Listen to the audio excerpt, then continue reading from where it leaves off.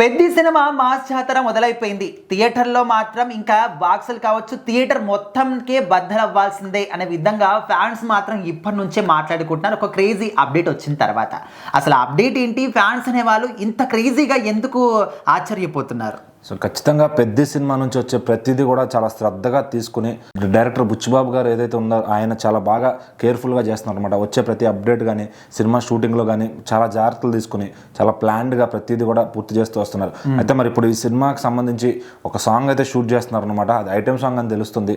So దానికి మైసూర్లో దానికి కూడా దాదాపు 500 నుంచి 600 దాకా మొత్తం డాన్సర్స్ అందరిని పెట్టి ఆ సాంగ్ చేస్తున్నారని తెలిసింది. దానికి కూడా జానీ గారి కొరియోగ్రఫీ అయిన ఒక టాక్ ఉంది. ఎందుకంటే ఆయనకు రెండు సాంగ్స్ మూవీలో ఛాన్స్ ఇచ్చారు. ఆల్రెడీ మన చిక్రీ చిక్రీ ఎంత బాగా వేయించారు అనేది దానికి ఎంత రీసౌండ్ వచ్చిందని అందరూ తెలిసిందే. సో మరి ఆల్రెడీ ఈ సినిమాకి అయితే మంచి బజ్ ఏర్పడింది. ఇంకా ఈ సినిమాలో దాదాపు 3 నుంచి 4 సాంగ్స్ దాకా రిలీజ్ అవ్వాల్సినవి ఉన్నాయని చెప్తున్నారు.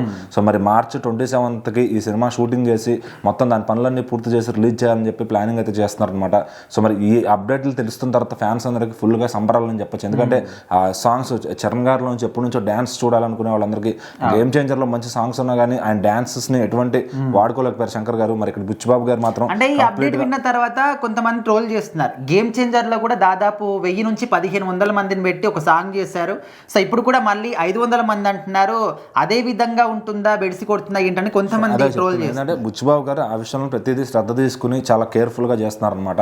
ఆయన ఎక్కడ కూడా 1% కూడా ఈ సినిమాలో నెగిటివ్ కనిపించకుండా చేయడానికే చేస్తున్నారు. సో మరి శంకర్ గారికి మరి ఆయన ఎందుకో ఆయన టైం శంకర్ గారిలో ఉన్న జ్యూస్ అయిపోయింది అనుకోవచ్చు. సో ఆయన ఎవరికంటే ఆయన అనేంత సీన్ లేదు. ఎందుకంటే ఒక్కోసారి డైరెక్టర్లకు ఫెయిల్యూర్లు ఎందుకు వస్తాయి అనేది ఎక్కడి నుంచి అది మొత్తానికే ఫెయిల్ అయింది కాబట్టి దాంట్లో ఎవరిని అంటానికి లేదు. సో మొత్తం శంకర్ గారితే అక్కడ పూర్తి రెస్పాన్సిబిలిటీ అనమాట. ఇక్కడ ఏంటంటే బుచ్చిబాబు గారికి ఇది 2వ సినిమా, అందులో స్టార్ హీరోతో చేస్తున్నారు కాబట్టి చాలా కేర్ఫుల్గా చాలా జాగ్రత్తలు తీసుకుని బడ్జెట్ కూడా కంట్రోల్లో ఉండేటట్టుగా చేసుకుంటున్నారు అనమాట. సో మరి ఇప్పటికే వచ్చిన సాంగ్ ఆల్రెడీ హిట్ అయిపోయింది. ఇంకా రాబోయే సాంగ్స్ కూడా మళ్ళీ ఈ మంత్ ఎండ్ లోపే కంప్లీట్గా ఒక మంచి సాంగ్ వదులుతున్నారు. అది కూడా మోటివేషనల్ సాంగ్ అని తెలుస్తుంది. సో మరి ఈ రిపబ్లిక్ డేకి ఆ సాంగ్ వచ్చే ఛాన్స్ అయితే ఉందన్నమాట. మరి చూడాలి ఆ సాంగ్ ఏంటి, నెక్స్ట్ చేయబోతున్న సాంగ్ ఎలా ఉంటుంది, ఆ డాన్సర్స్తో చేసిన సాంగ్ ఐటమ్ సాంగ్ ఎలా ఉండిపోతుంది, ఐటమ్ గర్ల్ ఎవరు అనేది కూడా ఇంకా సస్పెన్స్లో ఉంచారు. సో మరి అది స్క్రీన్ పైన చూపిస్తారో ముందు అనౌన్స్ చేస్తారో తెలియదు కానీ సో సినిమా పైన అలాగే ఆ సాంగ్స్ పైన ఆల్బమ్ పైన చాలా బజ్ అయితే ఉంది. సో మరి చూడాలి ఇంకా రాబోయే సాంగ్స్ ఎట్లా ఉంటాయి, ఎలాంటి సంబరాలను ఫ్యాన్స్కి తీసుకొస్తాయని.